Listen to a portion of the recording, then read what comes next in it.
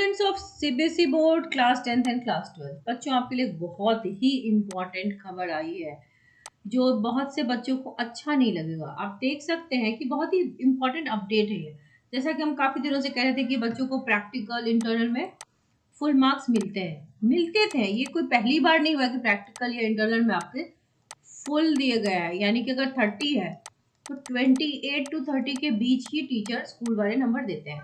और अगर 20 मार्क्स का है तो 18 टू 20 के बीच टीचर मार्क्स देते हैं, और ये सदियों से चला आ रहा है। लेकिन क्या हुआ है ना कि कई जो स्टेट बोर्ड है वहां पे ऐसा न्यूज मिला से उनके टॉपर्स से मीडिया ने बात की है। तो मीडिया के बात करने पे पता चला कि वो फेक टॉपर्स हैं। तो सीबीएसई ने इस बार जो मार्किंग पॉलिसी बहुत लिबरल रखी है। Marking scheme is very liberal. आपने जो थ्योरेटिकल पार्ट था यानी कि जो सब्जेक्टिव एग्जाम दिया है वहां पर इट्स वेरी लिबरल। जैसा मैं आपको कई बार बता चुकी हूँ, अटेम्प्ट के नंबर मिले हैं, स्टेप मार्किंग हुई है, आपकी गलतियों को बहुत नजरअंदाज किया गया है। लेकिन ऐसा ये देखा गया प्रैक्टिकल में कुछ फ्लॉज हैं।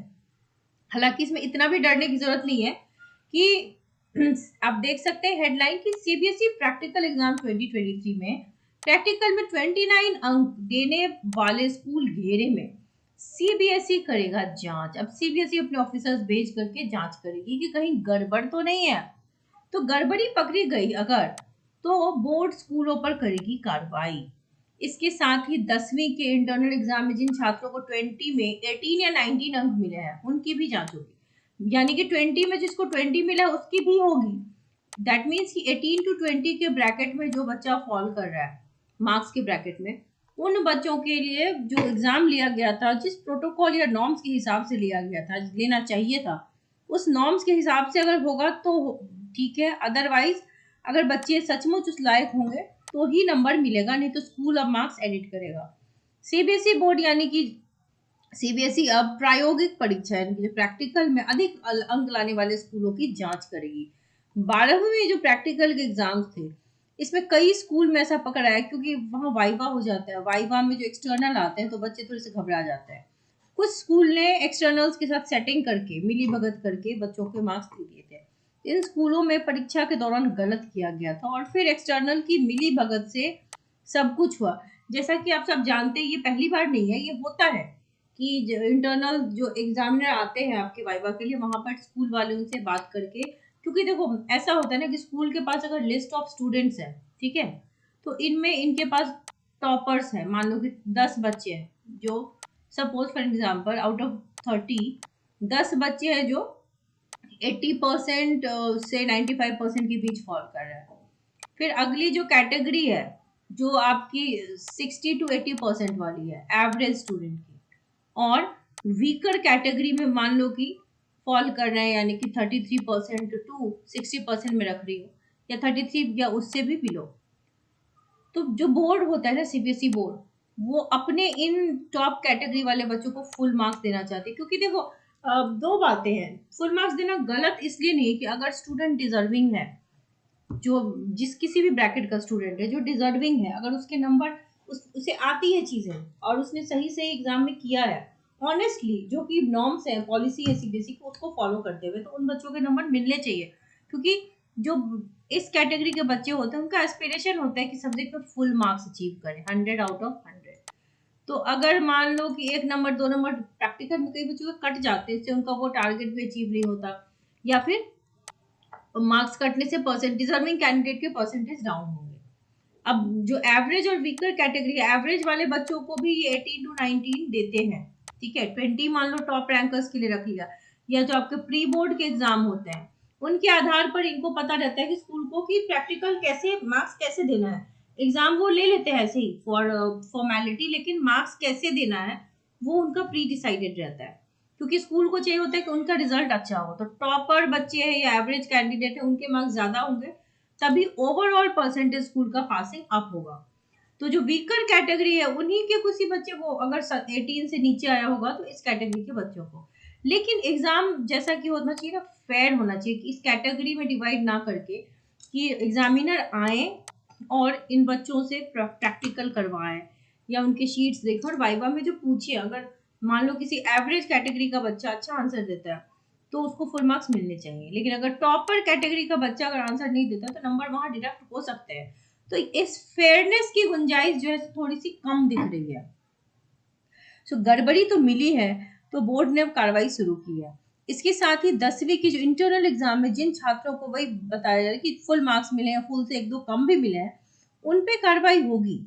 जिन मतलब स्टूडेंट पे कार्रवाई नहीं होगी, स्कूल पे कार्रवाई होगी जिन्होंने बिना प्रायोगिक परीक्षा लिए छात्रों को अंक दिए हैं। क्योंकि कुछ स्टेट्स हैं जिसमें एक सिंगल स्टेट बिहार है जिसमें देखो 433 स्कूल्स ऐसे पकड़े जा चुके हैं जहां पर लॉ एंड ऑर्डर है ही नहीं कुछ की, अब ऐसे ही प्रैक्टिकल में नंबर दिए जा रहे हैं। इन ऐसे जो स्कूल हैं इन्होंने बोर्ड को जो वीडियो और फोटोग्राफ भेजा है वो भी जो इनके पैरामीटर्स हैं यानी कि मापदंड उस पर खरा नहीं उतर रहा। ठीक है, इसी वजह से स्कूलों में गड़बड़ी की बात सामने आई है। इन स्कूलों ने ना तो प्रायोगिक परीक्षा ली है, ना ही औपचारिकता पूरी की, तो जो भी फॉर्मेलिटीज होती है वो तक पूरी नहीं की है। ठीक है, तो अब पहली बार सीबीएसई द्वारा प्रायोगिक परीक्षा पर नजर रखने वाले वीडियो को अपलोड करने का निर्देश स्कूल को दिया गया था। एक तो पहली बार ऐसा हुआ था कि वीडियो अपलोड करवाया गया था, उसमें भी ऐसी गड़बड़ियां हो गई है। अब इसका यानी कि अब सीबीएसई ने की है बड़ी हेराफेरी कॉपी चेकिंग में। तो अब रिजल्ट डेट के एक्सटेंड होने के चांसेस भी बन रहे हैं, हालांकि कहा नहीं जा सकता। देखो अब एक तो था कि मिड ऑफ मे एक डेट था कि जैसे 45 डेज लगते हैं सीबीएसई को कॉपी चेक करने में, उस हिसाब से प्रॉपर मिड ऑफ मे में रिजल्ट आएंगे। दूसरा डेट था हमारा, कुछ लोग कह रहे थे अप्रैल एंड, जिसके चांसेस बहुत कम थे और ये इसलिए सोचा गया था क्योंकि सीबीएसई ने नए सेशन के लिए बहुत फास्ट फॉरवर्ड मोड में चीजें अपलोड करनी शुरू कर दी थी, चाहे वो करिकुलम हो या सिलेबस हो। अब एग्जाम तो हो चुके हैं, कॉपी चेकिंग भी लगभग डन है और कॉपी चेकिंग बहुत ही एरर फ्री तरीके से करने की कोशिश की जा रही है। मार्क्स आपके अच्छे मिल रहे हैं, वहां जो बातें हम पहले डिस्कस कर चुके हैं कॉपी चेकिंग आपकी वैसे ही होगी। ठीक है, तो यहाँ पर जो डिजर्विंग स्टूडेंट है वो सफर कर सकते हैं, क्योंकि अगर स्कूल पे प्रेशर बिल्ड होगा तो वो नंबर काटेंगे। ठीक है, क्योंकि स्कूल मान लो कि अगर स्कूल का अपना एक ब्रांड वैल्यू होता है ना, तो वो अपना नाम नहीं खराब करेगा आपको एक मार्क्स ज्यादा देने के चक्कर में। तो अब स्कूल के ऊपर अगर प्रेशर बिल्ड हुआ, अगर ऑथेंटिक बढ़िया तरीके से एग्जाम हुआ है तो फिर तो कोई प्रॉब्लम नहीं है, लेकिन अगर ऐसे ही बिना प्रोटोकॉल के अगर एग्जाम ले लिया गया है तो वहां पर स्कूल हो सकता है नंबर काटे।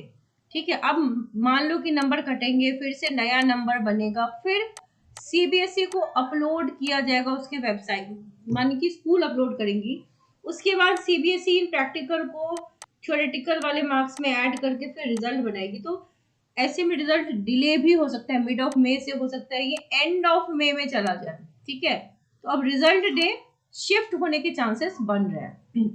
हालांकि सीबीएसई के किसी भी ऑफिशियल ने ऑफिशियली ऐसी कोई अपडेट जारी नहीं की है, लेकिन एनालिसिस अब देख के लग रहा है क्योंकि इतने स्कूल्स पकड़े जा रहे हैं, तो अब जांच अभी होनी बाकी है, जांच होगी तो और भी स्कूल्स मिलेंगे।